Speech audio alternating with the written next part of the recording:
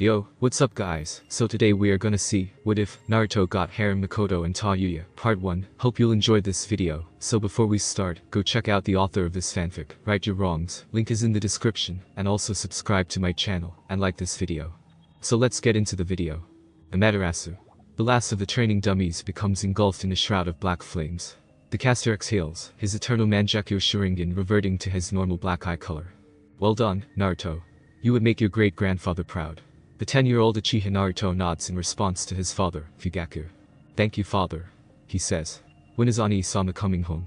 Fugaku responds. Itachi is still handling his Anbu duties. He is out on a mission and won't be back for the week. Naruto is saddened by this. He didn't say anything to me again. Does Oni-sama hate me, Otu-sama? Fugaku frowns at Naruto's question.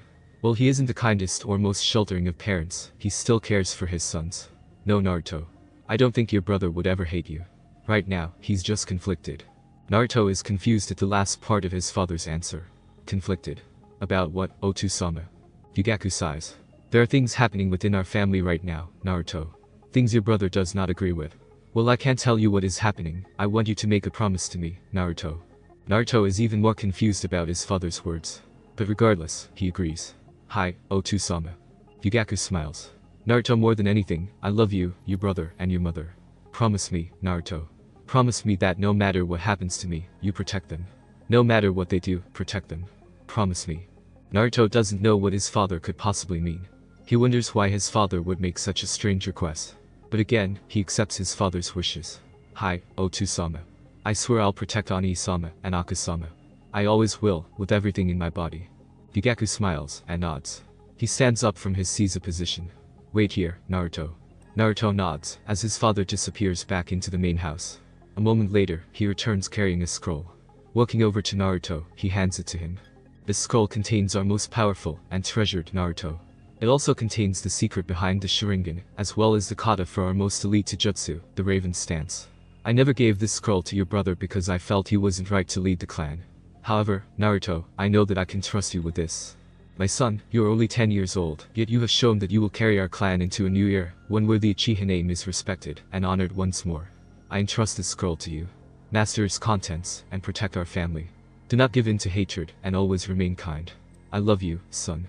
Fugaku ruffles Naruto's hair, and smiles. He then turns, and goes back into the house, leaving Naruto to read, and learn from the scroll. Opening the scroll, Naruto sits, and reads the history behind the Sharingan, specifically his.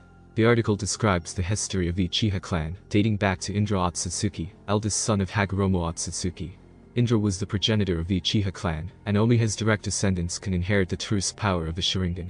He learns the reason why he gained the power of the eternal Mangekyou Sharingan is because he is a direct descendant of Indra through his mother. For Indra's descendants, the eternal Mangekyou can be awakened through training. The only other way to awaken the Mangekyou Sharingan is by extreme emotional trauma, and using the lesser version of the Mangekyou will lead to blindness. By taking the eyes of another Uchiha who has awakened the Mangekyou, however, you can gain the eternal Mangekyou Sharingan. This practice, though, is extremely taboo to the clan. Naruto accepts the revelations rather easily, and creates a group of shadow clones. He begins practicing the Raven Kata along with the powerful fire and lightning on the scroll. Later that day, Naruto goes to check on his mother, and spend time with her. He finds his mother, Mikoto, in one of the sitting rooms, drinking tea.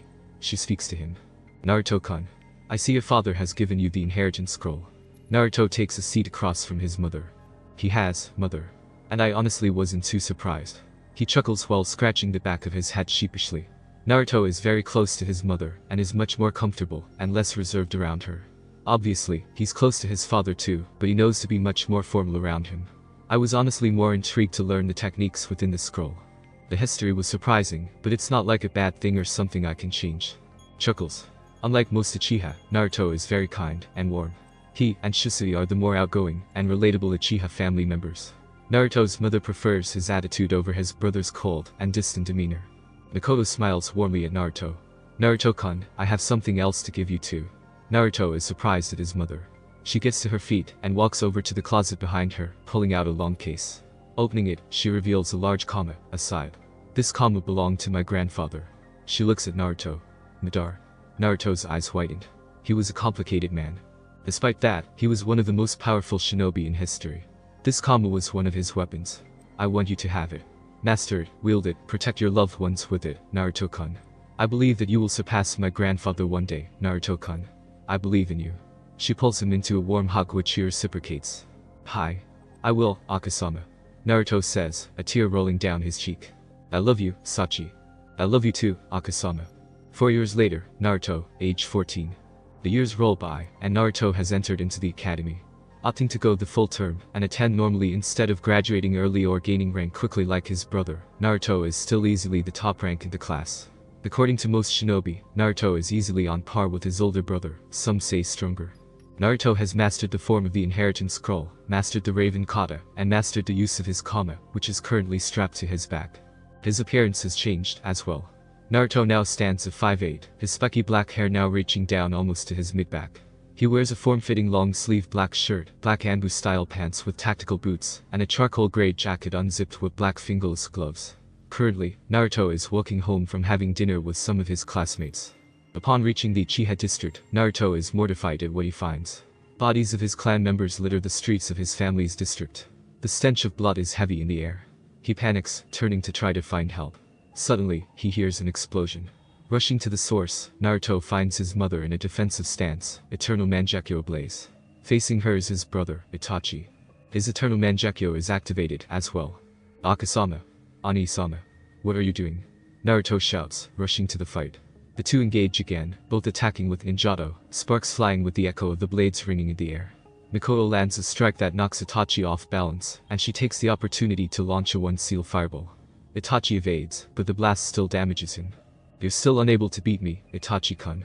Don't forget that I'm the only kunoichi in the world that could match Kushina-chan. Mikoto says, glaring at Itachi who is obviously winded. Just then, Naruto appears in between them, Kama in hand. Akasama, what happened? Why are you and Ani-sama fighting? He demands. Itachi uses the distraction to shunshin away, to Mikoto's ire. Shit. She curses. Naruto is tearing up, wondering what happened, and why his mother is so distressed. Akasama, please tell me what happened. He pleads with her. Turning, Mikoto looks at Naruto before pulling him into a hug. Sachi, she begins. I need you to keep calm. Your brother, I caught him doing something terrible. Naruto begins crying, praying that what he fears isn't true. Sachi, your brother betrayed us. No, Naruto repeats over and over again. I'm sorry, Sachi. I couldn't stop him before he killed Fugaku-kun. I'm so sorry, Naruto-kun. Mikoto, coming down from her adrenaline high, begins crying as well. While she was able to stop Itachi from killing all the clan members, he managed to kill the elders, and Fugaku along with many other clan members. There are now only between 20 to 30 members left. Why, Ka-san, why? Why would Ani-sama do this? Naruto shouts. I don't know, Sachi. I don't know, but we will find out. I need you to stay strong though. Okay. Don't do anything stupid. I need you to be strong, you're all I have left, Naruto-kun. Naruto nods. As he calms down, the Hokage and his Anbu arrive to find out what happened. After taking both Mikoto's and Naruto's statements, the Hokage takes them to a hotel for the night while they investigate the scene. To their surprise, they were informed that Naruto's cousin, Satsuki, actually survived. Satsuki is the daughter of a distant relative of Naruto's, and one of his closest childhood friends, and one of his classmates at the academy. In their room, Naruto decides to try to find out what Mikoto knows. Akasama, does this have anything to do with why Itachi started acting strange and distancing himself from us in the past few years? Mikoto is surprised by Naruto's question. Sighing, she decides to tell Naruto the truth. She begins by explaining his father's predicament with the Uchiha elders, how they wanted to overthrow the Hokage and take control of Konoha. She stated that by doing so would no doubt throw Konoha into a civil war, thereby weakening the village which other villages would take advantage of and likely invade. She told Naruto that Fugaku was against the idea and wanted no part in a coup, whereas the elders were going to go ahead with the plan with or without Fugaku, threatening him if he tried to stop them. The whole ordeal threw the Uchiha clan in turmoil, and when Itachi found out about the elders' plan to take over Konoha, he went to the Hokage with it. That was all Mikoto knew, and she figured that he was given the mission to slaughter the family by the elders. Naruto was furious that the Hokage ordered Itachi to do so. Naruto, in a fit of rage, threatened to kill the Hokage himself. No. Naruto, listen. It's likely that Itachi volunteered to be the one to do it himself. You know Minato-kan would never order Itachi-kan to harm us. I'm willing to suspect that the damned Elder Council pressured him into it. Naruto stopped in his tracks and turned to look at his mother. Why, Ka-san? Why would Itachi volunteer to kill his whole family? Mikoto looks down. Knowing Itachi, he likely felt some sort of responsibility to do so. Maybe he felt that by doing so he could redeem himself and the Uchihas. Mikoto explains. She knows that deep down, beneath that cold exterior, her son is a good person. He never do something like this without a good reason. Naruto, on the other hand, decides to ponder the situation. He then recalls the words his father said to him. He steals and tells his mother, Akasama, "I'm going to save Itachi." Mikoto is confused by Naruto's words. "What do you mean, Sachi?" she asks. Itachi nice and probably blames himself and feels guilty somehow. "I know he's a missing nin now, but I want to bring him back and save him. It's what father would want me to do." Mikoto bursts into tears and pulls Naruto into a loving hug once more. The two embrace one another to comfort each other. Just then, they hear a knock on the door. Naruto gets up and walks to the door and opens it, revealing Sasuke. "Sasuke-chan. I'm happy you're okay. What brings you here though?" Naruto asks. Sasuke wears her hair in a short, spiky ponytail with 2 long bangs framing her face and shorter bangs covering her forehead. She is only about 3 inches shorter than Naruto, who himself admits that she is quite beautiful. She has an athletic frame that sacrifices no femininity. Naruto also notes that she is developing well. She fidgets a bit before answering. "Can I stay with you and Abu-chan tonight? I don't want to be alone." Naruto and Mikoto are surprised by the girl's answer. Mikoto smiles and answers. "Of course, sweetie. Come on in and make yourself comfortable." Sasuke nods and walks in. The three talk well into the night before Sasuke decides to reveal something to Mikoto and Naruto. Abu-chan, Naruto-kun, something happened to me tonight." Mikoto and Naruto both suspect they know what she means. "I think I awakened my Mangekyo." Mikoto nods. "Okay, Sasuke-chan. Try activating it again." Sasuke nods and channels chakra into her eyes, activating her fully matured Sharingan. She channels even more chakra into her eyes, and they begin spinning, slowly morphing to reveal her Mangekyo. Mikoto is happy for Sasuke, but understands the price it took to awaken the eyes. "I honestly don't know whether to congratulate you or give you my condolences, Sasuke-chan. I can only imagine what you suffered through to awaken those eyes." Mikoto notices the tears falling from Sasuke's Mangekyo. She decides to try to help her as much as possible and knows the exact way how. Deciding to turn in for the night, the three prepare for bed. But Sasuke decides to ask a surprising question. "Can I sleep with Naruto tonight?" The question catches Naruto and Mikoto off guard. Giggles and approves, much to Naruto's dismay. As Naruto and Sasuke climb into bed and settle in, Naruto fidgets, unable to get comfortable. "Damn it. I can't go to sleep like this. Sasuke is way too cute to be sleeping with me like this," Naruto thinks in his head. "Naruto?" Sasuke says, surprising Naruto. He turns over before speaking to look at her. "Yes, Sasuke, what's wrong?" Catching him off guard again, Sasuke buries her face into Naruto's chest and cries. Naruto is shocked but understands that she probably kept a lot of sadness in. She lost both of her parents and her older brother tonight. Naruto wraps his arms around her and rubs her back, comforting her. "It's okay, Sasuke. Let it out. I'm here for you." Sasuke continues crying until she falls asleep. Naruto holds her the entire time. The two fall asleep in each other's embrace, much to Mikoto's amusement in the morning. A few days later, Mikoto was approached by her cousin, Obito, and his wife Rin. The two were out on a mission and heard the news when they returned. Obito took the news really hard, especially the news of his little brother Shisui's death. He wished he was there to help stop Itachi, not knowing what could have brought this on. Mikoto comforted him and told him not to blame himself. Obito and Rin let Mikoto know that they'll always help if she ever needs it, and Mikoto promised to find the truth of what happened and tell them. After sharing hugs, Mikoto left the couple to make plans for the funeral. A week after the mass funeral, Naruto decides to go back to the academy. He and Sasuke are walking together. Mikoto decided to take Sasuke in herself, although Sasuke didn't want to because she felt she might be imposing. Naruto and Mikoto managed to convince her. Mikoto became clan head, and she informed Sasuke that eventually, Naruto will become clan head and need to restore the family. Sasuke didn't want to impose on Mikoto and Naruto, one of her arguments being that she was just a branch family member, and she would just be a nuisance to her and Naruto. Mikoto decided to tease her a bit. "Well, all you need to do is marry Naruto-kun, and you'll become an official member of the main family." This caused Sasuke to become beet red and develop a nosebleed before fainting.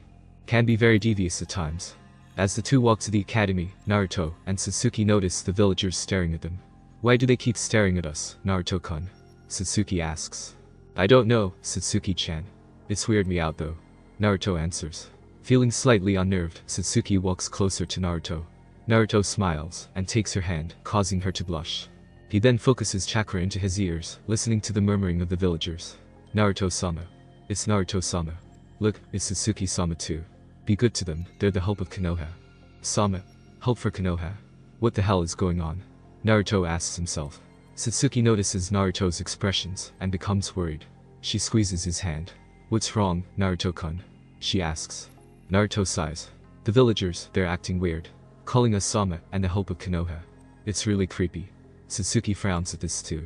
She knows this isn't how the Uchiha clan is usually treated. This also isn't how she wants to be treated. Suddenly, an Anbu with a bear mask appears in a shunshin. Naruto-sama, Satsuki-sama. The council requires your presence. Naruto and Satsuki narrowed their eyes at this. They nod. As they enter the council room, they notice that the clan heads seem irritated while the civilian council members seem excited.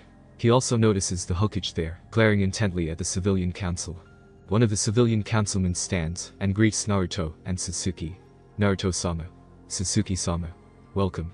Before we begin, we, the civilian council, would like to offer our deepest condolences for the tragedies that have befallen you this past week. Naruto notices his mother taking the seat of the Uchiha clan head. He notices she narrows her eyes at these words. Naruto decides to play nice for now, but notices that Satsuki grips his hand a bit tighter. She's nervous. Naruto gives her hand and gentle squeeze to try to reassure her. Turning to the council, he bows before saying thank you, councilman.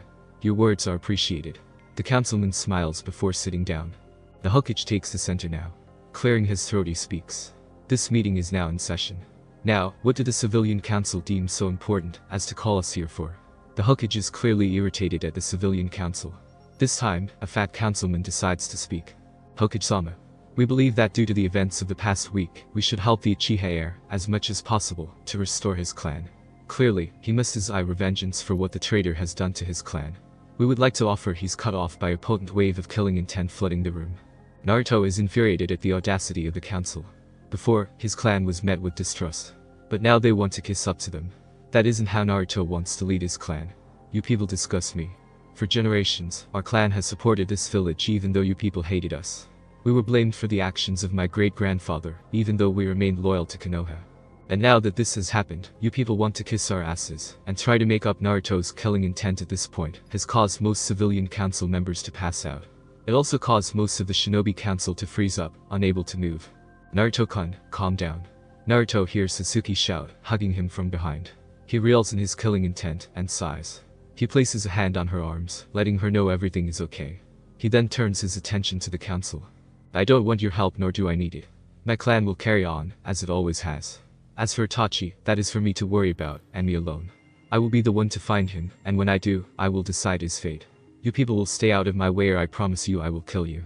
Naruto and Satsuki then leave, letting Naruto's words sink in, as the council members begin to stir. Minato sighs. I knew it was a bad idea to try to pander to Naruto-kun. One of the councilmen spoke up. We had no ill intentions though, Hokage-sama. We simply figured we could try to mend the rift between the civilians and the Uchiha clan. I guess we went about it the wrong way. Minato nods. Since that matter is out of the way, is there anything else we need to cover? Tsume, head of the Inuzuka clan, speaks up. How's your daughter's training progressing, Minato? I haven't had the chance to speak to Kushina since we've both been busy. Minato chuckles. She's every bit the hothead Kushina-chan is, Tsume. She's so brash and blunt, she even tells me off at times. Ugh, she's just as scary as her mother. The council laughs. Both the Shinobi Council and Civilian Council love and respect Kushina, but are well aware of her temper. They also know not to get on her daughter's bad side, since she's every bit as short-tempered as Kushina. Regardless, she's doing very well. While not at the level Naruto-kun is, she's likely mid to high. Tsume chuckles. She and Kushina, the wife of Minato, are very close friends. She, Kushina, and Mikoto were teammates at one point, and the three share a lifelong friendship. That's good, Minamoto-kun. I hope your daughter and Naruto remain close friends. Mikoto adds. Minato laughs. I'm not sure I want that, Mikoto. Your son seems to have quite a heartache. Excuse me for interrupting the friendly banter, Hokage-sama. A man with a bandaged eye holding a cane adds.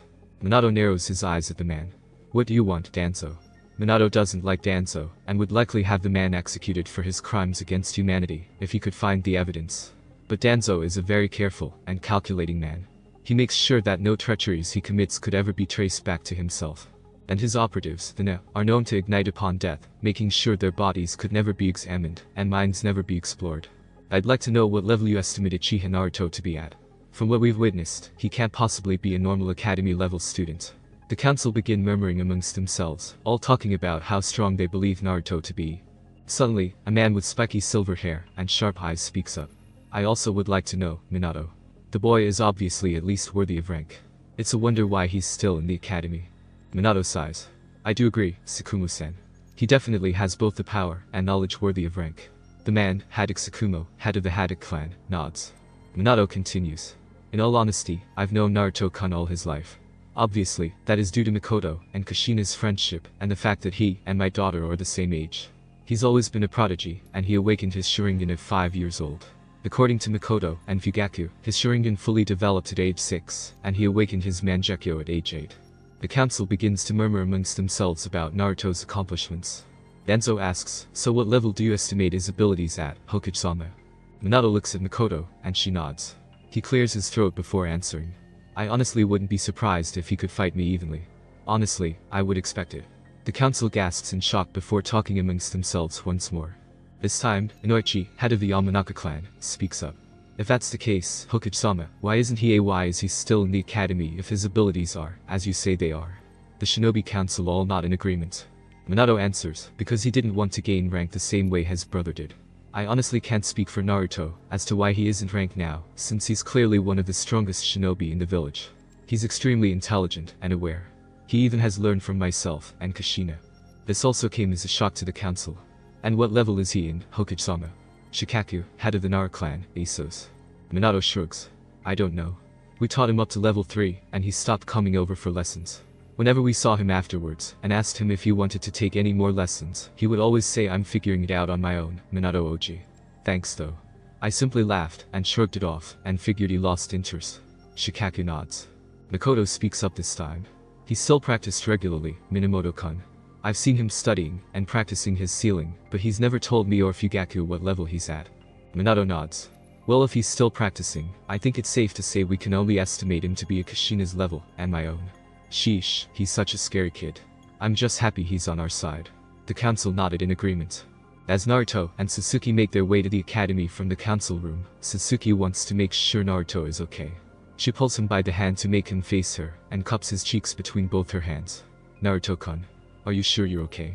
She asks, the concern evident in her voice and her eyes. Naruto looks at her in worry, but he smiles before answering. I'm fine, Sasuke-chan. Thank you for stopping me before I did something stupid back there. Sasuke smiles back at Naruto. That's what I'm here for, Naruto-kun. I would never let you do something you regret. The two Uchihas share a warm hug before heading to the academy.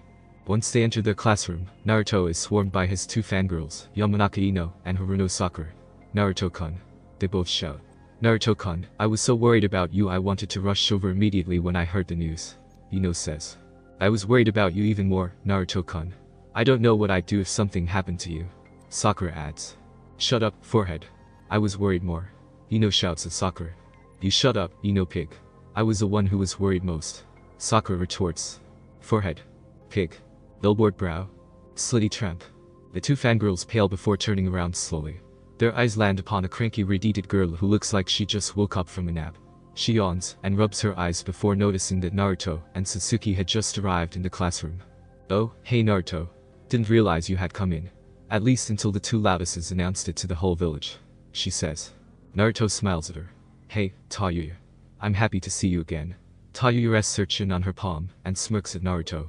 You miss me, sweet cheeks. She teases. He chuckles. Of course I did, cherryhead. Wouldn't know what I'd do without you. Naruto and Sasuke walk up to where Tayuya is sitting. Naruto takes the seat next to her, and Sasuke takes the seat to his right. Tayuya turns and looks at him. How you holding up? I'm good, Tayuya. Besides, you saw me at the funeral. Naruto answers. Tayuya scoffs. I know I did, dummy. Doesn't mean I can't still worry about you. How about you, Sasuke? Are you doing okay? Sasuke smiles politely. I'm doing good, Tayuya-chan. Thanks for asking about me. But I assure you, there's no need to worry about me or Naruto-kun. We can take care of ourselves. Tayuya chuckles. Oh, I'm sure you can, princess. The two lock eyes with one another. Naruto feels an odd tension in the air, and somehow feels a chill down his spine. The rest of the class sweat drop at the interaction between Tayuya and Sasuke. Deciding to break the tense atmosphere between the two, Naruto speaks up. By the way, Tayuya, we saw your dad this morning. Tayuya scoffs. Oh yeah. What did he want? Just council stuff. The civil council wanted to kiss our asses all of a sudden. Naruto says. Sasuke notices Tayuya's reaction to mentioning her dad. She decides to ask, "Do you and your dad not get along, Tayuya-chan?" Tayuya shakes her head. "That's not it, Sasuke. I love my parents, but they can be so overprotective. They're the best parents in the world, but you know how it is. Sometimes they can be annoying." Sasuke laughs, and Naruto smiles at Tayuya. Tayuya looks at Sasuke hesitantly before adding, "And I'm really sorry about your parents, Sasuke, and your dad, Naruto. I honestly don't know what I'd do without my mom or dad, so I can only imagine what you two are going through." Sasuke and Naruto are saddened by Tayuya's words. Naruto decides to speak up. "We'll be fine, Tayuya. Thank you for worrying about us." Tayuya feels that she might have said too much, but smiles at Naruto. She does something that catches everyone off guard. Smirking, Tayuya leans up and kisses Naruto's cheek, stunning Sasuke and leaving Naruto speechless. "You're welcome, sweet cheeks. You know I'm always here for you if you ever need anything." She ends with a wink, and before either can say anything, Iruka, the class's instructor, walks in, and the lesson begins. Time skip 2 years, Naruto age 16. Naruto, Sasuke, and Tayuya easily passed the Genin exam, Naruto being Rookie of the Year, and Tayuya being Kunoichi of the Year, just barely scoring higher than Sasuke, much to her dismay. The Genin test was a simple written exam, a Taijutsu contest against a proctor whom the three each effortlessly defeated, an accuracy test that the three each scored perfectly on, and a test that covered Kawarimi, Henge, and Bunshin, along with 3 other mastery of choice. Naruto's 3 choices were Kaiten, Dragon Fire, Raiden, Lightning Blast, and his Amaterasu. Sasuke chose Kaiten, Great Fireball, Kaiten, Phoenix Fire Flower, and her Kamui. Tayuya chose Futen, Cutting Whirlwind, Futen, Gale Wind Palm, and her bloodline adamantine sealing chains, the latter which resulted in her scoring higher than Sasuke. About a year after Sasuke awakened her Mangekyo, Mikoto approached Sasuke.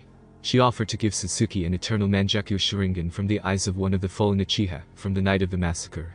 After she, Naruto, and Mikoto debated the offer, Sasuke agreed, and went to run with the idea. She agreed to perform the surgery. After gaining the eternal Mangekyo Sharingan, Sasuke's power skyrocketed, now being able to use the power of the Mangekyo with no drawbacks whatsoever. With Naruto and Mikoto's guidance, she was able to master the Tsukuyomi, Amaterasu, Kamui, and her Susanoo. Naruto had been thinking that his and his friends' power levels might bring up some issues when it came to team placements. After weighing the possibilities, he decided to bring the issue to the Hokage, since he decides the team placements. Upon reaching the Hokage tower, Naruto walks in and speaks with the secretary. "Hello," he says to get her attention. The woman looks up. "Oh, Uchiha-sama, how may I help you today?" Naruto groans. The civilians still haven't seemed to grasp how much he hates being addressed so formally. "I'd like to meet with the Hokage about something important," Naruto says.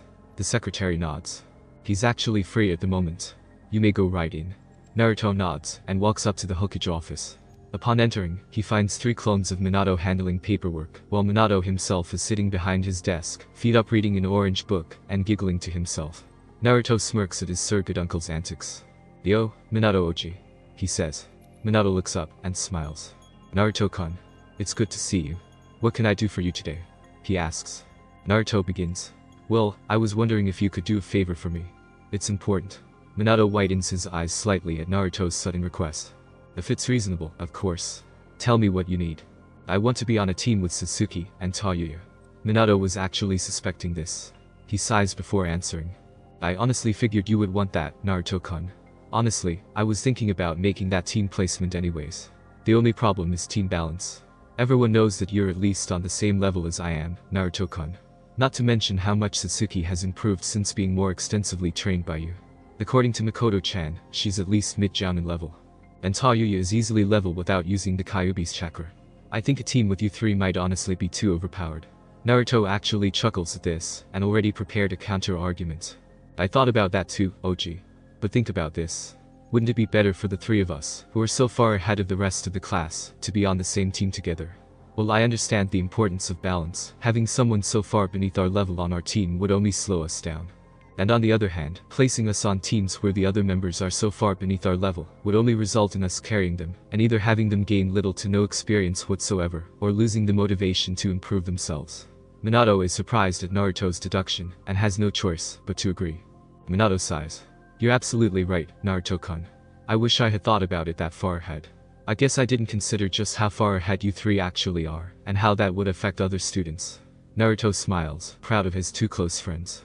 "Very well, Naruto-kun. I'll make sure you 3 are placed together." Naruto smiles. "Thanks, Minato-oji." I knew I could count on you. He turns to leave, but Minato speaks up. Wait a minute, Naruto. Naruto stops and turns around, surprised at the sharpness of Minato's tone. I'm trusting you with my little girl. But if I find out you hurt her or break her heart, I promise you not even Mikoto-chan will be able to save you from me. Naruto shudders at the crazed look in Minato's eyes. His sweat drops, and recalls how Tayuya mentions how overprotective he and Kushina can be. No problem, Minato-oji. I promise that I will never hurt Tayuya-chan. She's just as important to me as Satsuki-chan is. You have my word. Minato nods at Naruto, who turns to leave again. As Naruto closes the door behind him, he pops his head back in again, and says, though, should I start calling you Otu-san now? Cause, you know, I promise I'll take care of her, and he shuts the door quickly, as one of Minato's Harashin kunai flies towards his head. Damn brat. I swear if you defile my little girl, I'll kill you. As you all have probably guessed, I've gathered you all here to discuss the team placements for this year's crop of Genin. Minato addresses the room. He has gathered all the available to discuss the team placements for this year. Obvious to everyone present, they were anticipating what Team Naruto, Sasuke, and Tayuya will be placed on. So, in order, Team 1 Team 7 will be Uchiha Naruto, Uchiha Satsuki, and Namikaze Tayuya. The entire room collectively gasps, and all protest. Okizama, that's way too unfair. Those three together are way too overpowered. That's too unbalanced for the rest of the Genin teams. Silence. Minato demands, unleashing his killing intent, and silencing the room. The gathering are reminded why he is feared throughout the elemental nations, as the most powerful cage in the lands, as just a wave of his killing intent is enough to freeze them in their tracks. Tsukumo approaches, and speaks up. If I may, Minato. What made you choose to put the three strongest graduates on a team together? It's tradition to make sure each team is balanced in terms of power and specialization. Minato nods. That's exactly the reason I placed them on a team together. Naruto-kan is the one who brought this to my attention. He himself can fight against me on equal footing, and Sasuke and Tayuya are easily level. The three of them are so far ahead of their fellow Genin, it would be unfair to put them on a team that could not keep up with them. In his own words, it would likely result in that team being carried by them or losing the motivation to better themselves. By putting the three of them together, it is actually as balanced as a team could get for them. They nod in understanding, agreeing that the three of them are freakishly powerful for their ages. Just then, a masked man with silver gravity-defying hair speaks up. Sensei, who will their instructor be? Minato sighs. I was actually about to get to that, Kakashi. Due to the skills that they exhibited, I'm making them the first ever full team composed of Genins. They will have an instructor, and they will be able to take on high-ranking missions. In fact, I had the perfect mission picked out for them on their first day out of the academy. They want to protest, but know that it won't do any good. The Hokage is dead set on his decision, and trying to change his mind is like trying to yank a tooth from the... They all decide to accept Minato's judgment. That is, until one man steps forward. Minato, if I may. Why don't you let me lead them for a few missions first, just to be safe? I respect your judgment, of course, but you can never be too safe. The room turns to see a tall, slender man with long black hair and slanted eyes. Minato sighs. I would, Orochimaru, but I think this is the best way to gauge Naruto's true abilities. Originally, I planned to ask your Jiraiya-sensei to lead them, but I don't think it's needed. I expect Naruto to one day take the hat, so I think he needs all the experience he can get. Orochimaru nods in understanding. Just one more question, Minato. You mentioned that you already have a mission picked out. What is the mission, if we may know? He asks. A bandit camp extermination that also involves 3 A-rank missing nin, and a few B-rank. They don't even know what to say anymore. It's like Minato has the utmost confidence in the 3 of them, or he wants to get rid of them. Are you sure this is wise, Minato? An S-rank mission with this level of danger on their first outing? Orochimaru asks, genuinely wondering why Minato would make such a gamble on 3 fresh Genin, regardless of their level of power. Minato nods. I am Orochimaru. Don't forget, one of these Genin is my daughter. But it just goes to show how confident I am in their abilities. I wouldn't make this decision half-heartedly. The nods in agreement. Minato continues on with his team placements. Team 8 will be Inizuka Kiba, Aburame Shino, and Hyuga Hinata. Jounin Sensei, Yuhi Kurenai. The beautiful black-haired woman is happy that she got an ideal team for herself. Team 9 is still in circulation. Team 10 will be Yamanaka Ino, Akimichi Choji, and Nara Shikamaru. Jounin Sensei, Sarutobi Asuma. The chain-smoking son of the legendary 3rd Hokage nods. Any questions? Everyone raises their hands. Minato sighs. Any questions not regarding Team 7? Everyone puts their hands down. Dismissed. This year's graduating Genin have all gathered for their team placements. Naruto can be found sitting in between Tayuya and Sasuke chatting. Tayuya and Sasuke have both changed and grown more beautiful to Naruto. Tayuya's long red hair now reaches her lower back, while also partially covering her face and hiding her left eye. She has an athletic build and D-cup breasts. At 16 years old, Tayuya is considered one of the most beautiful kunoichi in Konoha. She wears a light red sleeveless battle kimono with a black short sleeve form-fitting undershirt. She also wears black combat tights and black tactical sandals. She is also a master and wields her own sword, an izukure, that was commissioned for her by her mother, Kushina, as a gift for mastering her style. She is considered to be the second Red Death, a name that you never call her to her face or risk losing your head. One thing that makes her even more beautiful to Naruto is that she wants to be known for her own accomplishments and not live in her parents' shadows. Similarly, her best friend rival Sasuke has also grown even more beautiful. Her once short spiky black hair has grown long, reaching down to her mid-back. She keeps it in a ponytail, but still keeps short bangs that cover her forehead with two long bangs framing her face. She has an elegant, cool air about her, and in Naruto's opinion, he could never tell you who he finds more beautiful, her or Tayuya. Sasuke sports a similar build to Tayuya, strong and athletic, but not sacrificing in beauty and femininity.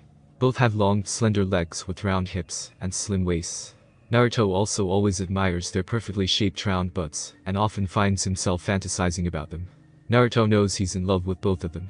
The only person more important to him than they are is his mother, who he admits is also one of the most beautiful women he knows. Sasuke sports a black sleeveless battle kimono with black mesh armor underneath. She also has black combat tights and black tactical sandals. On her back, she wears her ninjato, karasu. Another Kenjutsu master, Sasuke, and Tayuya also engage in heated sparring, although she has never beaten Tayuya. A formidable swordswoman, though Tayuya and Kushina are the only practitioners in Konoha that can defeat her.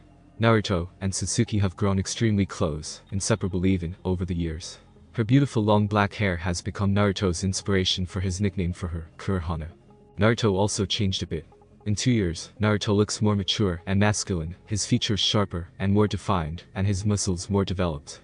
He's become the heartthrob of his class, and the object of desire for many kunoichi and civilian women in the village. He wears what he usually wore, except for the change of a black trench coat, instead of his gray jacket. As he was talking with Tayuya and Sasuke, a boy approached them. "Yo, Naruto," he says. Naruto looks up and greets him. "What's up, Kiba?" he asks. Inizuka Kiba is the son of Inizuka Tsume, whom Naruto is close to due to Mikoto's friendship with her. Kiba is a boy of average height, about 5'6", spiky untamed hair, though not as wild as his mother's, and signature fang marks beneath his eyes, which is synonymous with the Inizuka clan. "Just wondering who you think your sensei will be," he says. "Probably one of the Hokage's students. Either Kakashi or Beto, likely, since Rin mostly works in the hospital with Tsunade Bachin and Shizu Nichin when she isn't on missions with the Beto." Kiba cracks a perverted grin. "Tsunade-sama, huh? Man, she's hot even if she's knocking on 50. Naruto chuckles. "Be careful what you say, Kiba. Jiraiya might get beat up by Tsunade Bachin regularly, but he'll kick your ass if he finds out you're having fantasies about his wife like that. Not to mention what Bachan might do. She might neuter you." Kiba visibly shivers. "Damn it, Naruto. Why did you have to put that image in my head?" Naruto, Sasuke, and Tayuya laugh. "Serves you right, dog breath. It's what you get for looking at my godmother like that." Tayuya laughs. Kiba pouts before sitting down, as the trio continue to tease him. As the group continues to socialize, Iruka opens the door to the classroom. Everyone quiets down, awaiting the team placements. Iruka clears his throat before speaking. "First off, I'd like to congratulate you all for becoming Genin. And there's something you all need to understand. The world of shinobi is nothing glamorous. It is full of death, pain, and suffering. You will see friends die, and your death may also come swiftly. Shinobi like the Sandaime Hokage are rare, as we almost never manage to reach old age. And even died protecting the village, sealing the mighty Kyuubi no Yako inside Tayuya. Prepare to make sacrifices, steal your hearts, and soldier on. You all are no longer children. The moment you put on your 8 was the moment you chose to walk the path of carnage. I am proud of you all, for I no longer see you as my students. From now on, we are comrades. May the will of fire guide you all." Iruka pauses for a moment to let his words sink in. He then holds up his clipboard and begins to read the team placements. Team 1 Team 7 will be Uchiha Naruto, Uchiha Sasuke, and Namikaze Tayuya. You will not have a sensei, but Naruto will be your team leader. The class is shocked and begins to chatter amongst themselves. Kiba speaks up.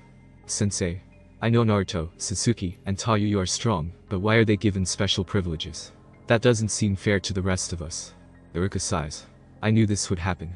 The reason they are a special team is because the Hokage saw fit to give them each the rank of Takubetsu Genin. The Genin are confused about what that means." "What is that rank, sensei?" Ino asks. Iruka answers. "Takubetsu Genin is a rank usually given during times of war to Genin who show promise. An example of a shinobi who was given the rank, and is still living, is the legendary war veteran Hadexakumo. The rank allows Genin fresh out of the academy to take on high-ranking missions usually reserved for an Anbu. This is the first time a team composed of all Takubetsu Genin has ever been formed. It serves to show how much faith the Hokage has placed in you three. We expect great things from you all. Naruto, Satsuki, and Tayuya all nod. Iruka continues. Since the three of you do not have a sensei, the Hokage wants you to report to him, as soon as I am finished with team placements. Iruka continues with the team placements. Team 8 will be Inizuka Kiba, Aburame Shino, and Hyuga Hinata. Jounin Sensei will be Yuhi Kurenai. Team 9 is still in circulation. Team 10 will be Yamanaka Ino, Akamichi Choji, and Nara Shikamaru. Jounin Sensei will be Sarutobi Asuma. Any questions? The entire class, minus Team 7, raises their hands. Iruka sighs. Any questions not regarding Team 7? The entire class puts their hands down. Good luck, Genin. I'm proud to have been your instructor. Iruka walks out of the classroom. After Iruka leaves, Naruto looks at Tayuya who nods, and then to Satsuki who nods. The three Shunshin leave the room, and appear in front of Minato's desk, who waves off the impending attack from his Anbu guards. I was expecting you three. Let's skip the formalities and pleasantries. He grabs a scroll on his desk, and tosses it to Naruto who opens it, and reads it. Your first mission is near the border of Hai no Kuni and Takigakure. It's a bandit extermination mission. Naruto narrows his eyes. If it's an S-rank bandit extermination mission, that must mean some missing nin are involved. Minato nods. Correct. From what we've gathered, there are 3 A-rank missing nin, and several B-rank missing nin. This is a high-risk mission. I recommend the use of stealth. You may leave when you are ready. But before you leave, Naruto, I have something else I want to say to you. The other 2 may leave. Tayuya and Satsuki look at Naruto. Let's meet at the gate in an hour. They nod, and Shunshin away to prepare for the mission. Minato and Naruto have a stare down before Minato decides to speak. I'm trusting you on this, Naruto. Don't let me down. Naruto nods. Minato sighs. Good luck, Naruto. You may go. Naruto Shunshin to the Uchiha compound. Entering, he finds Mikoto sipping tea in one of the sitting rooms while Satsuki prepares, sealing things into the storage seal on her arm. He approaches Mikoto, and sits across from her. Akasama. Mikoto looks at Naruto. I hear your first mission is in S-rank. Are you prepared? She asks. Naruto nods. Hi, Akasama. Both Satsuki and I have already had our first kills. We both handled it well. Tayuya said her mother had already made sure she had her first kills, as well. I will protect both of them with my life. Mikoto goes to hug Naruto who hugs her back. I love you, Sachi. Just make sure you come back safe too. Naruto smiles. I love you too, Kachan. I promise we'll all come back safe. Naruto goes to prepare to leave, and Team 7 meets at the agreed upon hour. Naruto looks at Tayuya and Satsuki. Ready to go. Of course, Naruto-kun. Satsuki answers. You know it, sweet cheeks. Let's get moving on. Tayuya responds. Naruto nods, and Team 7 takes to the trees in the direction of Takigakure. It took Team 7 a total of 4 days to reach the location of the bandit camp. It was midday when they arrived, so they took the rest of the day to spy on the outlaws, and found that the information gathered was accurate. They took note of where the normal bandits resided, and where the missing nin were. As Minato said, there are a total of 3 A-rank missing nin, 2 from Komagakure, and 1 from Takigakure. There were also 4 B-rank missing nin, 2 from Sunagakure, 1 from Kumo, and 1 from Konoha. There are between 50 and 70 normal bandits gathered throughout the camp. As the sun was setting, Naruto met with Satsuki and Tayuya. Okay. So I have a plan. Tayuya, I want you to focus on taking out the bandits. We're going in quiet, do not alert the enemy of our presence. Satsuki, you and I are going to use our kamui to assassinate the missing nin. In and out, we kill the missing nin first, and assist Tayuya as she hasn't finished up the bandits. Questions? Tayuya and Satsuki shake their heads. Naruto then uses Anbu hand signs to communicate. Use hand signs from here on out. Again, we move silently. Move out. He signs. Naruto and Satsuki activate their Mangekyo, and use kamui to enter into their pocket dimensions. Tayuya takes out the lookouts before moving on to the sleeping bandits. She moves into the camp after she disposes of the bodies of the lookouts, and begins systematically entering into tents, her Banizakura claiming the heads of the bandits silently. Naruto appears inside of the tent of the A-rank missing nin from Kumo, and wields his kama. He silently beheads them both, collects the heads, and silently casts Amaterasu to dispose of their bodies. He seals the heads inside a seal on his arm to collect the bounties for later. He enters back into his kamui, and follows the same process with the Taki A-rank missing nin. Satsuki appears inside the tent where the Suna missing nin are, and unsheathes Karasu. She beheads them both, and collects their heads, and then burns their bodies with her Amaterasu. She does the same for the missing nin from Kumo and Konoha. By the end of the first hour of their operation, Team 7 completely annihilated the inhabitants of the bandit camp. After finishing off the rest of the bandits, Tayuya met up with Naruto and Satsuki. Want to spread out and see what we can find? Naruto asks. The two girls nod, and the trio head out to plunder the camp. Satsuki finds the gang's stash of money, and she sealed it all into a scroll to share with the team.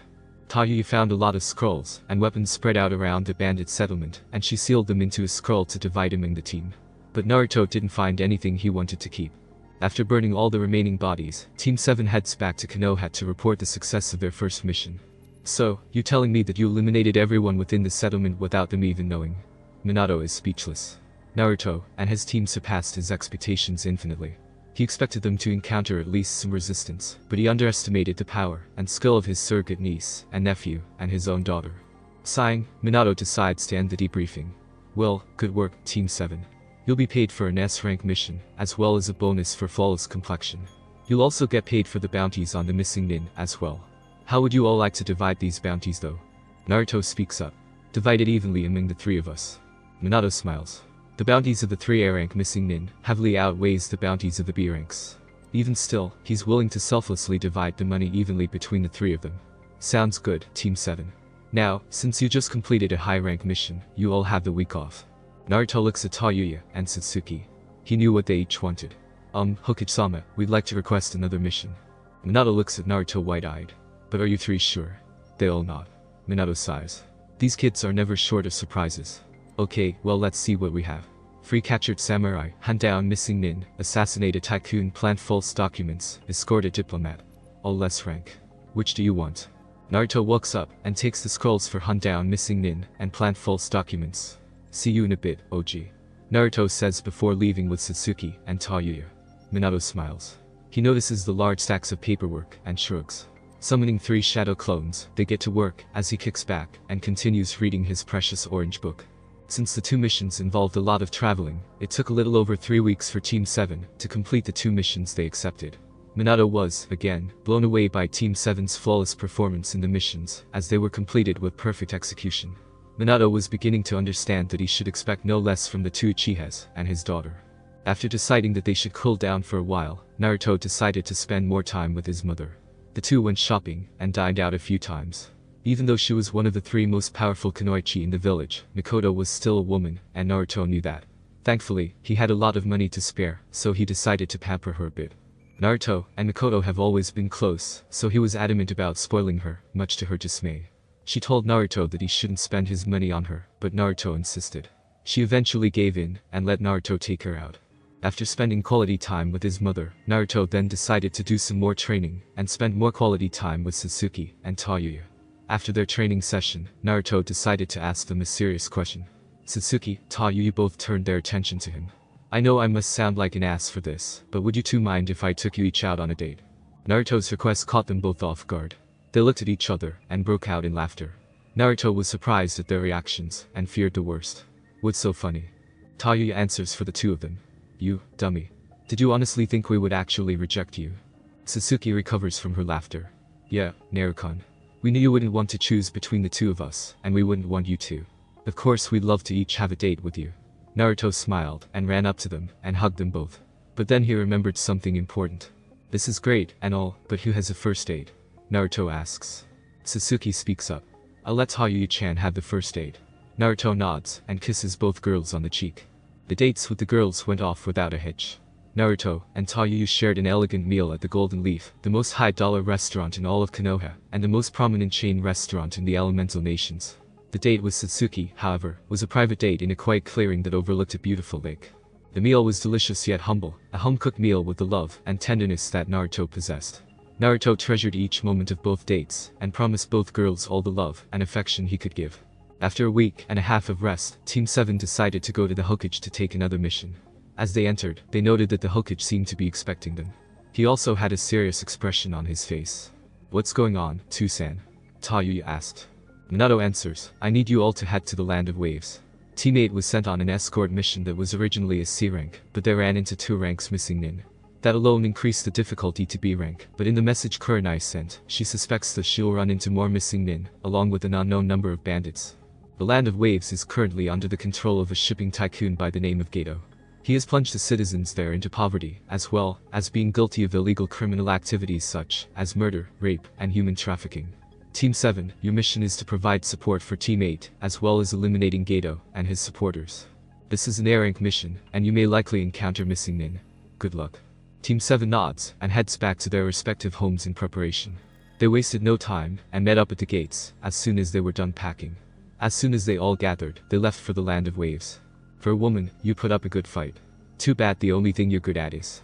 A tall, shirtless man with bandages covering his face wielding an enormous sword shaped like a claver says, as he looks down at an injured Kurenai. She's clutching her left arm, wincing in pain, as she is bleeding from a cut inflicted upon her by the man. His name is Mamachi Zabuza, A-rank missing Nin from Kurigakure no Seto. He is a former member of the 7 Swordsmen of the Mist, and is currently employed by Geto to assassinate the man Team 8 was assigned to escort. The other members of Team 8 are occupied by Zabuza's clone. Hinata was guarding the bridge builder, Tazuna, Kiba was injured and unconscious, and Shino was desperately trying to hold off the clone, although the clone wasn't taking the boys seriously. Shit. Is this it? Am I really going to die? I failed them, I failed my team, I failed this country. I failed everyone. Kurenai's thoughts are flooded with doubt and hopelessness. She closes her eyes and prepares herself. Clang. Kurenai hears the sound of metal connecting with metal. She opens her eyes, surprised that she isn't dead. She looks up and sees the space between her and Zabuza is distorted, and out of the void she sees an arm wielding a scythe blocking the sword that was meant to take her life. She hears a voice coming from the portal. Looks like we made it in time. You okay, Kurenai-sensei? The voice says, as its owner seems to walk out of the void. He is tall, standing almost 6. The void behind him disappears to reveal long flowing spiky hair. He wears a long black trench coat and black anbu pants and black tactical boots. His hands are covered in black fingerless gloves. Kurenai cannot see his face, but the man in front of her is striking in stature, and she finds herself blushing. Kami, I've never seen a more dashing man, she thinks to herself. And who the hell are you? Zabuza growls out, angry that the boy stopped him from killing Kurenai. Uchiha Naruto. I'm here to kill you, and that bastard Geto. He turns his head to look at Kurenai behind him. Are you okay, Kurenai-sensei? Kurenai blushes. My god, his face is even more handsome than I thought. This is Naruto, I never knew he was so. Sensei. Kurenai-sensei. Hello. Kurenai. Ha. What? Did you call me? She snapped out of her musings by Naruto shouting her name. Zabuza, and Naruto sweat-drop. You were daydreaming for a good 20 seconds. I asked if you were okay, sensei. Kurenai blushes again even harder. Oh no. I made a fool out of myself in front of this kami of a man. I'm fine, Naruto-kun. Can I leave this to you? I need to get this wound treated. Naruto-kun. Yeah, don't worry, sensei. Just get yourself to safety. He says, giving her a reassuring smile. Oh god. I need to get out of here before I need to change my panties. Kurenai sunshine away with a blush still adorning her face. Naruto turns his attention back to Zabuza. Not bad. You actually managed to stop my attack. I guess I have to kill you before I can get to my actual prey. Naruto narrows his eyes at the man. He quickly delivers a kick to Zabuza's sternum, pushing the man back and causing him to lose his balance. Naruto quickly jumps on the offensive, delivering a series of fast, hard-to-read attacks, causing Zabuza to barely be able to block. Shit. What's with this kid's speed? I can barely keep up with him. Zabuza thinks to himself. Zabuza tries to attack in between Naruto's swings, but quickly finds himself being pushed back. Naruto jumps back and smirks. Zabuza is angry that Naruto appears to be toying with him. Arrogant brat. Don't you dare make light of me. He goes through a series of hand seals. Kurigakure no Jutsu. Zabuza summons a cloud of mist to hide himself in. Naruto hears the man chuckling. What are you gonna do now? I'm a master of the silent killing technique. Time to meet your end. Zabuza appears behind Naruto and swings his sword to cleave Naruto in half. But instead, his blade bounces off what appears to be a translucent armor. Naruto turns around, his manjaku ablaze. Naruto had summoned his Susanoo and swung his sword at Zabuza, who blocked the strike, but the impact caused him to go flying backwards, dispelling his mist. Zabuza hits a tree, knocking the wind out of him. Naruto dispels his Susanoo and lifts his kama over his shoulder as he walks towards Zabuza. Getting to his feet, Zabuza prepares to continue the battle, but suddenly, 3 fly towards him. Sasuke appears and blocks them before they could hit Zabuza. The attacker appears, and Naruto and Sasuke notice the mask the person is wearing. They are dressed like a hunter nin. From their appearance, they seem to be the same age as Naruto and Sasuke. Why did you stop my attack? Are you helping this man? The hunter asks. Sasuke smirks. Cut the crap. You were watching the fight the whole time. You only interfered because Naruto-kun was about to kill your master. She holds Karasu. Too bad though. Because I'm not allowing you to interfere. Satsuki lunges at the fake hunter Nin. She delivers several quick strikes that the hunter manages to block with. The dueling pair disappear into the forest, leaving Naruto and Zabuza to finish their battle. Zabuza gets to his feet. Shit. I gotta finish this up quickly and go help Haku. Naruto smirks. Funny. A demon who cares for someone. Naruto and Zabuza stare each other down. A leaf blows in the wind, making its way between the two. Their eyes never leave the others. The leaf floats slowly to the ground. It lands, and the two launch at each other. Naruto activates his Sharingan again, and quickly gains the upper hand. Each attack he throws is precise, and Zabuza quickly notices that small lacerations begin appearing on his arms, legs, and torso. Naruto pushes Zabuza back, he stumbles slightly, and Naruto delivers a kick to his abdominal region, launching him backwards. Zabuza struggles to get back to his feet, glaring at Naruto. He stumbles again, and notices how much blood he was losing. What the fuck? I could have sworn I had the advantage. I block every one of his attacks, so how am I losing so much blood? As Zabuza manages to get to his feet, he tries to lift his Kubikura, but his arms are too weak. He looks back at Naruto, who simply is standing in place. Gritting his teeth, Zabuza begins going through hand signs. Naruto doesn't move. When he finishes, Zabuza calls out, Sutin. Water Dragon Jutsu. A dragon made out of water forms behind Naruto. As it rises, he doesn't move, his Mangekyo never leaving Zabuza. The attack hits Naruto directly. Zabuza sighs and relaxes. Suddenly, he feels a deep gash on his back. Turning, he sees Naruto. Zabuza falls to the ground face first. Naruto slowly walks over to him. Zabuza coughs, blood plastering the bandages over his mouth. He wheezes out, Chow. I never looked into your Sharingan, so how were you able to cast yours on me? Naruto chuckles. True. You never did meet eyes with me once my Sharingan was activated. But you know, for certain masters of, you never have to meet their eyes. Itachi is one of them.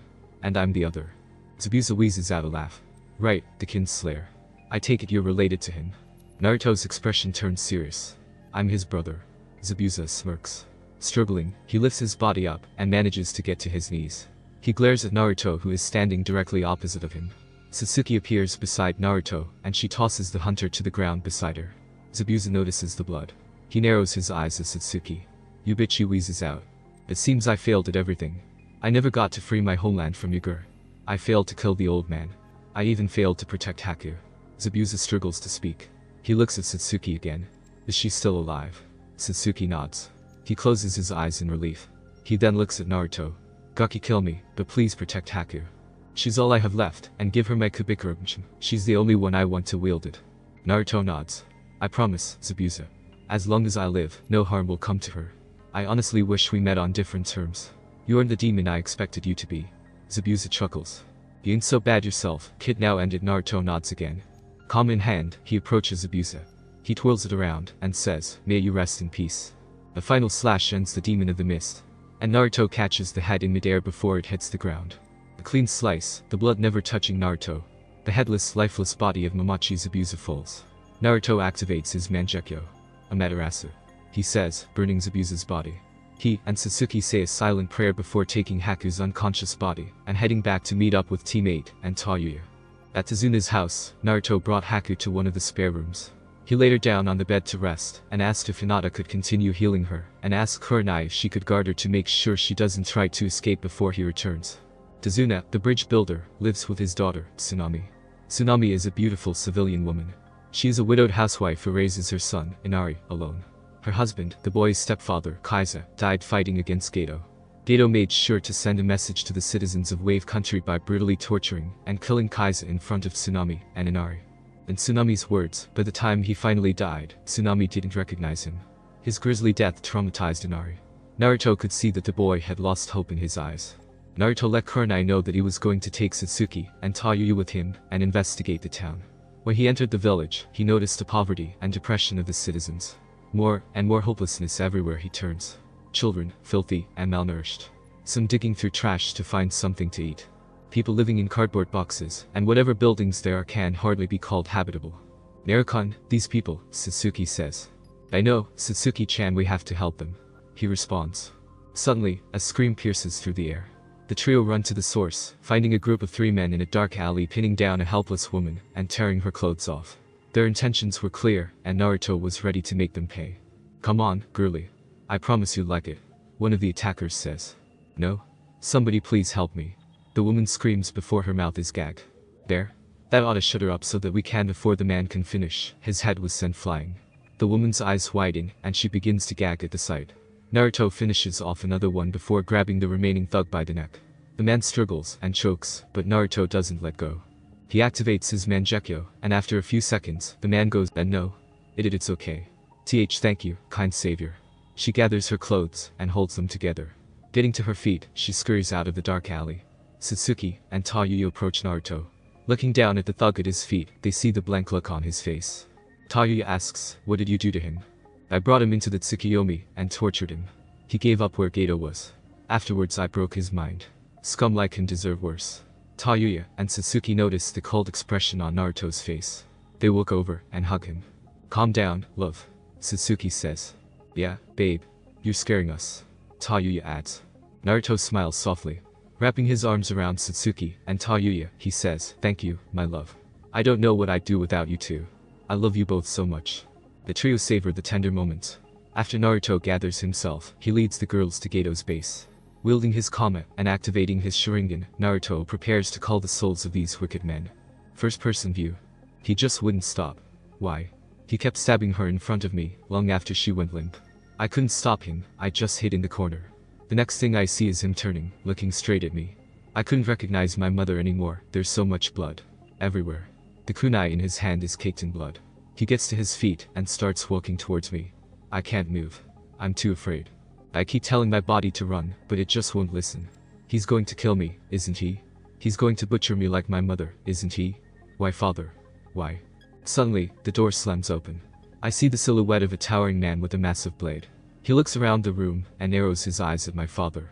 He lunges at him, cleaving my father in two at his torso. He sees me cowering. He reaches down, grabs me, and takes me with him.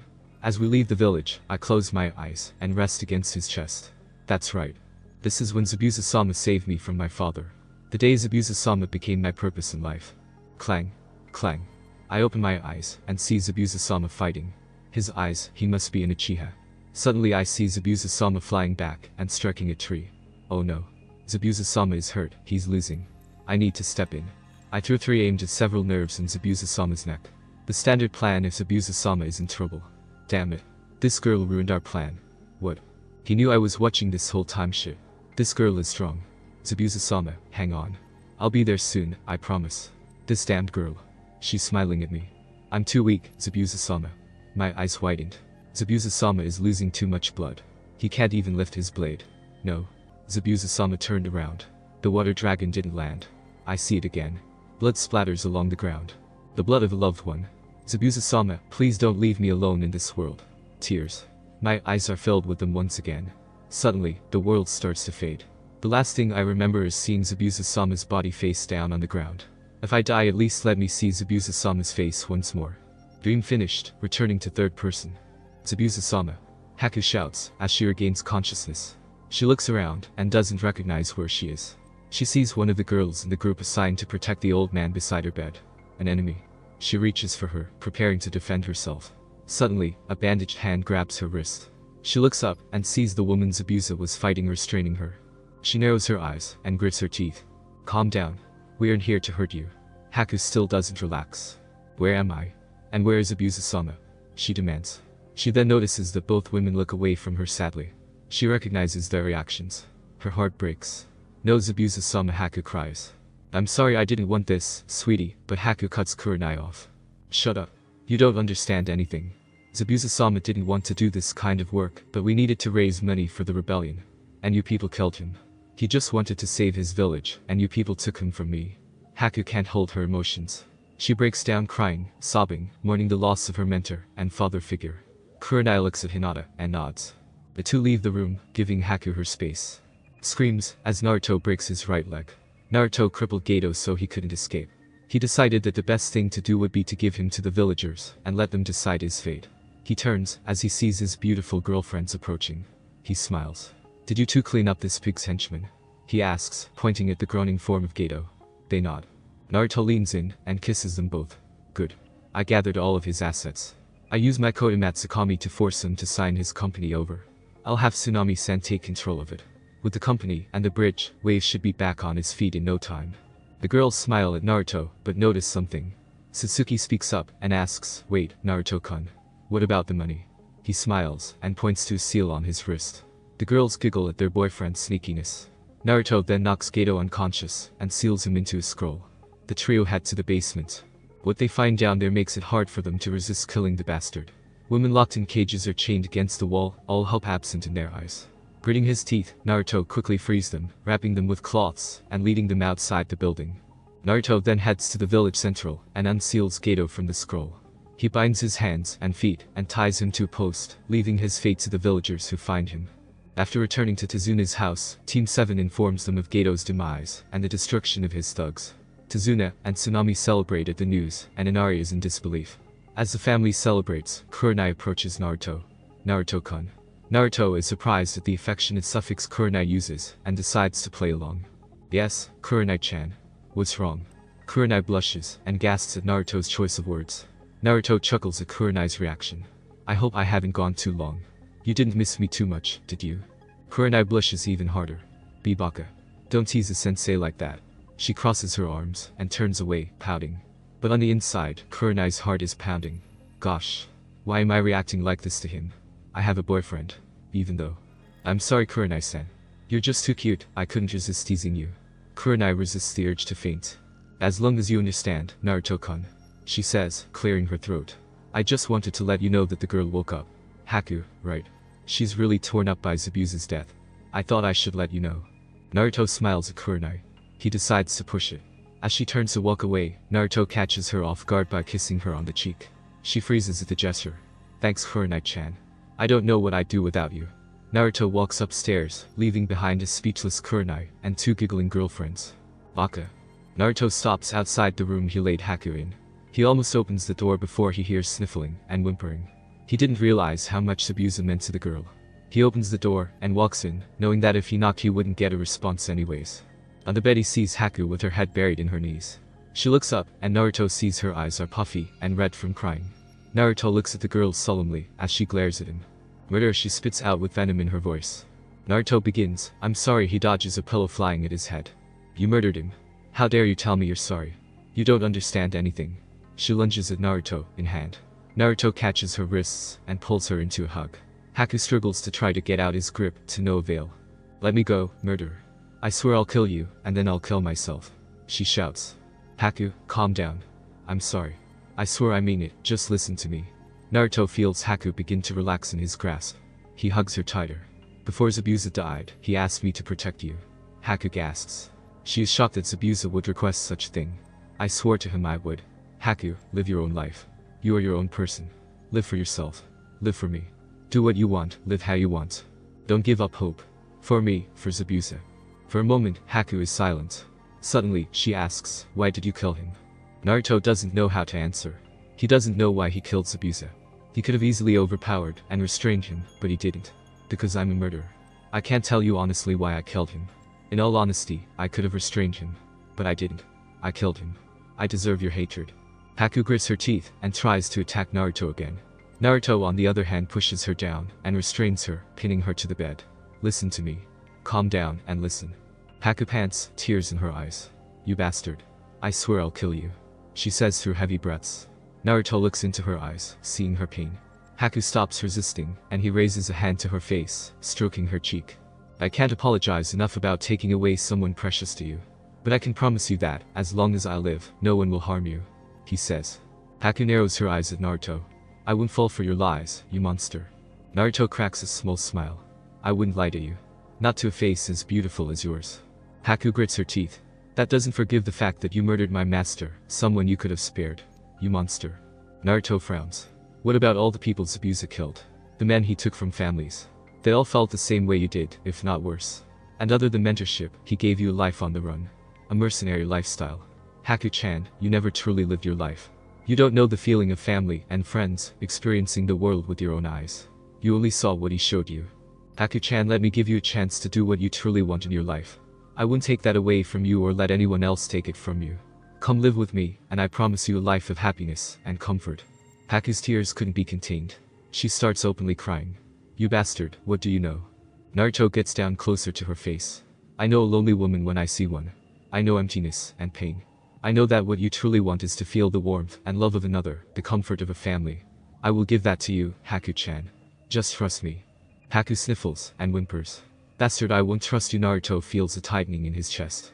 The sight of her beautiful face with tears flowing from her eyes and her soft gentle lips make Naruto do something he never thought he'd do. He leans down and captures Haku's lips with his own. Unbeknownst to Haku, a certain black-haired person observed the whole scene outside their door. She began pleasuring herself while watching Naruto give Haku what most women desire. An animalistic fucking that drowns them in pleasure. Naruto, though, knew she was there the whole time. He purposely put their copulation on display for her to see. He wants Kurenai to know that this is what she's in for. And Kurenai hopes to get a taste of this man amongst men for herself. Over the next 2 weeks, Naruto and company helped Wave get back on his feet. Naruto, Sasuke, and Tayuya made many clones to help build houses, orphanages, and shelters. Kiba and Shino went out hunting and gathering to give food for the people of Wave. Haku and Hinata helped treat the sick and wounded. The atmosphere around Wave lifted with the death of Geto and his goons, and people began calling Naruto the hero of Wave. Naruto also began helping Haku open up. She became less reserved around Team 7 and Team 8, befriending everyone and getting closer to Naruto. She forgave him for killing Zabuza and became quite attached to Naruto. Kurenai also struggled with her feelings. At 22 years old, she couldn't believe how easily this 16-year-old boy could get her flustered. It wasn't much more than simple flirting and teasing, but Kurenai hated being led on by Naruto. Although she admittedly finds him unbelievably attractive. And if that pounding he gave Haku was anything to go by, then she would undoubtedly find herself addicted to the Uchiha's banana. Haku took over a week to recover from the sags. She couldn't get out of bed the next morning, and afterwards, her limp was so bad she had to cling on the edges of furniture to hold herself up. It was an established fact that Naruto is a kami in bed. Kurenai would often find Naruto helping the elderly people of Wave with yard work or groceries. She'd spot him playing with the children, mostly orphans of the Wave who lost their families to Geto. The scenes would make Kurenai smile at the gentle demeanor that he can show, while also being a fierce fighter and cunning strategist. Kurenai's favorite scenes, however, were those where she would find Naruto working up a sweat, building houses or plowing a field. She would develop a large blush, biting her lip and rubbing her thighs together at the shirtless Kami, skin glistening with sweat, muscles rippling with every movement. Kami, he's so much more muscular than Asuma, so masculine, so sexy. Kurenai would often have to fight back the urge to jump the mighty Uchiha and take him in the middle of the day. As reconstruction ends, Team 7 and Team 8 have gathered at the bridge Tazuna has built, preparing to leave for Konoha. Every citizen of the Wave gathered to bid their heroes and liberators farewell. We can't thank you enough for what you each have done for us. All of you are more than welcome to come back anytime. Tsunami says. Thank you, Tsunami-san. I'll be sure to give the Hokage these alliance papers. Naruto says with a smile. Tsunami blushes. Be sure to come back and visit Naruto-kun. She says with a teasing grin. Naruto chuckles. I will. I promise. As Team 7 and Team 8 leave, Tazuna speaks up. I guess we need to think of a name for this mighty bridge, wouldn't you say? Tsunami smiles. The Bridge of Heroes. Without our heroes, we would still be under Geto's rule. Tazuna chuckles. I do agree with that. The Bridge of Heroes it is. All of Wave celebrated, as Tsunami, the new Wave Daimyo, declared this day Heroes' Day, in dedication to the shinobi who freed Wave Country from the tyrannical rule of Geto. Well done, Team 7 and Team 8. I'll be sure to pay you all well for the completion of this mission, as well as assisting in rebuilding Wave. I'm proud of you all. Minato says after receiving the report from Kurenai and Naruto. Hi, Hokage-sama. Naruto and Kurenai speak in unison. Minato smiles. And by the way, I wanted to ask if you each believe that your teams are ready to be promoted too. Naruto smiles. Of course I do, Oji. I actually believe I'm ready to take that hat from you right now. Wanna see if that's true? Naruto teases. Minato fights down the urge to shiver. Naruto-kun, show some respect to Hokage-sama. Kurenai scolds Naruto. Kun? Minato laughs. Don't worry about that, Kurenai. He always jokes with me like this. Trust me, I'd rather not find out. Naruto laughs, as Kurenai looks at Minato in surprise. Hokage-sama doesn't actually want to fight Naruto-kun. Does that mean he actually isn't confident that he can beat Naruto-kun? I remember him saying that, but I just thought he was exaggerating. Just how strong are you, Naruto-kun? Kurenai thinks to herself. Well, Jounin Kurenai. Do you think your team is ready? Kurenai looks at Team 8. She notices that instead of their normal confident selves, they actually look worried. She smiles gently. Turning to Minato, Kurenai answers, No, Hokage-sama. I think my team needs more time to grow. Like I explained in my report, if not for Team 7 intervening, we would have died. I'd like my team to enter the exams when they're ready. I don't want to send them unprepared. Minato smiles and nods. Well said, Kurenai. There's no shame in admitting that you are not ready. Many shinobi die from being overconfident. Take all the time you need. Teammate dismissed. Kurenai and teammate bow and exit the room. Naruto watches as Kurenai leaves. Turning, he sees Minato take out some papers. He hands them to Naruto, who hands the sheet to Tayuya and Satsuki. They each fill out the form and hand it back to Minato. As Minato calls his secretary in and gives her the papers, he turns to Team 7. I don't think I need to tell you all this, but I will anyway. Be careful. Especially you, Tayuya. I'll say this in front of everyone. You're my daughter. If anything happens to you, your mother and I will be devastated. Watch each other's backs during this exam. And good luck. May the will of fire guide you all. A few weeks went by, and Team 7 completed a few more missions. Haku moved into the Uchiha compound, much to the excitement of Mikoto. She was given a rank by Minato, and started working in the Konoha hospital under the direct tutelage of Tsunade, who was impressed by her already impressive talent in medical ninjutsu, coupled with her water affinity and precise chakra control. Their training has been coming along, too. Tayuya mastered the Rasengan, and began adding elemental chakra to it, much to the surprise of Minato, who never was able to complete it. Minato also wanted to teach Tayuya the Harashin, but she refused. Satsuki began practicing her lightning release, and experimented with the principle of the Rasengan Tayuya was learning. The result was remarkable. Satsuki, instead of creating a Rasengan, learned to code her arm in elemental chakra. Minato witnessed this, and stated it was similar to his student Kakashi's Chidori, except that he has to charge with it, and that it was named Chidori for the sound it makes, which sounds like birds chirping. Satsuki's version is completely silent, and she's able to use other elements besides lightning. She named it Yarinich. After another intense training session, Naruto decided to take his teammates to grab some lunch. After their meal, the trio leave and are strolling down the street. You brat. Watch where you're going. They hear someone shout from down an alley they passed, and thought someone was in trouble. Running to the scene, they find Sakura and Ino standing off against a pair who seemed to be from Suna. There was a guy wearing a strange cat outfit with makeup on, and a large object strapped to his back. He was holding up Sandame's grandson, Konoha, whom Naruto was acquainted with. Behind him was a girl who was very beautiful to Naruto. She had sandy blonde hair tied up in 4 pigtails, she wore a violet battle kimono, and had a large fan strapped to her back. Naruto noticed her serious expression, which accentuated her beautiful features. Let him down. It was an accident. Sakura shouted at the guy in the catsuit. Shut up, bitch. I'm gonna teach him that he needs to watch where he's going. He responds. Naruto narrows his eyes. He hates when women are disrespected, especially a friend or loved one. Drop the brat, Kankuro. You're making a fool of yourself. The blonde-haired girl with pigtails says. You shut up too, Tamari. This is my business. Sick of watching, Naruto acts. Quicker than the 4 could see, Naruto is behind Kankuro, the blade of his kama held to his jugular. Tamari and Kankuro are stunned while Ino and Sakura are elated. Naruto-kun.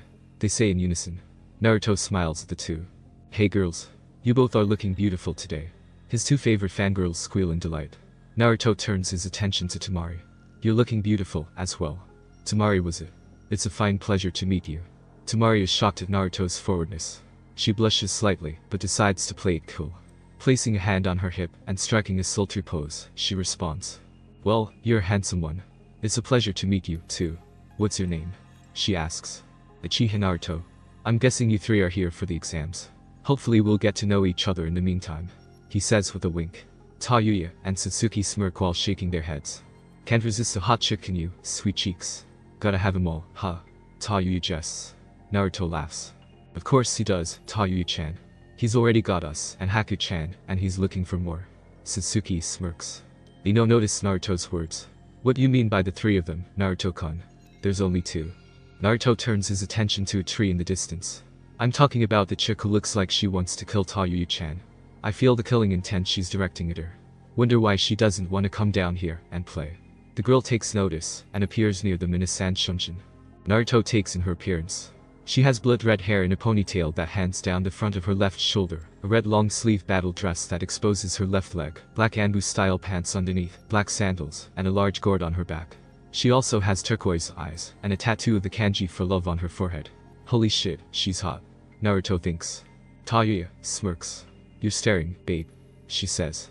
Naruto snaps out of it and turns to her, rubbing the back of his head and laughing awkwardly. Sorry, Tayuya-chan. You know how it is. Tayuya rolls her eyes. Kankuro, though, looks scared to death. Gaia, I'm sorry. Shut up before I kill you, Kankuro. You're an embarrassment. She says in a voice that could freeze a river. She turns to Naruto. I apologize for my brother's behavior. Naruto sighs and secures his kama to his back. Smiling, he says, no worries. I'm Uchiha Naruto, that's Tayuya, and that's Satsuki. He says, pointing to each respectively. The girl nods. I know Sabaku. These are my siblings, Kankuro and Temari. Naruto nods. Walking up to her, he takes her hand and kisses her knuckles. Gaia's eyes widen, and her siblings look on in fear that Naruto might get killed. It's a pleasure to meet such a beautiful desert rose. I look forward to meeting you and your sister during the exams. Take care of yourselves. He gives his most charming smile and walks away, leaving the Sand siblings to look on in wonder. Temari nudges Kankuro with her elbow. Hey. She whispers, Gaia didn't attack him. He actually approached her without dying. And he even kissed her hand. Kankuro whispers back. I know. What the hell, why is he so good at picking up girls? Temari hits Kankuro over the head with her fan and stomps away. Dumbus. That isn't what I meant. She growls as she leaves. The siblings fail to notice that Gaia hadn't moved from her spot. She simply stared on as Naruto and his two girlfriends walked away. She is confused. Nobody has ever given her the feeling she has now. It's a strange alien feeling. Uchiha Naruto, I must learn more about you. The end. Thanks for watching my video, and make sure to check out the author of this fanfic. Link is in the description. See you next time. Till then, sayonara.